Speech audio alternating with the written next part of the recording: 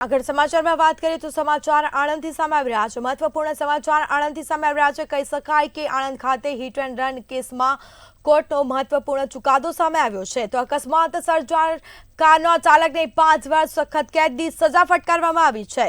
તો બેફામ કાર હંકારી ચાલકોને મોતને ઘાટ ઉતાર્યા હતા। પેટલાદ કોર્ટે કાર ચાલકને સખત કેદની સજા ફટકારી છે। તો સોજિત્રાના ડાલી ગામ નજીક અકસ્માત સર્જાયો હતો। કાર ચાલક કેતન પઢિયારને 5 વર્ષની સખત જેલની સજા કોર્ટ દ્વારા ફટકારવામાં આવી છે। તો 20 મૌખિક અને 53 દસ્તાવેજી પુરાવા પણ રજૂ કરાયા છે। આરોપી સોજિત્રા કોંગ્રેસના પૂર્વ ધારાસભ્યોનો જમાઈ છે। તો આણંદમાં હિટ એન્ડ રનના કેસમાં કોર્ટે મહત્વપૂર્ણ ચુકાદો આપ્યો છે। અકસ્માત સર્જનાર કારના ચાલકને 5 વર્ષ સખત કેદની સજા ફટકારવામાં આવી છે।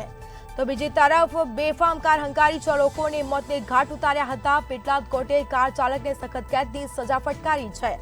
તો બીજી તરફ 20 મૌખિક અને 53 દસ્તાવેજી પુરાવા પણ રજૂ કરવામાં આવ્યા છે। આરોપી સોજિત્રા કોંગ્રેસના પૂર્વ ધારાસભ્યોનો જમાઈ હોવાનું પણ તપાસમાં સામે આવ્યું છે।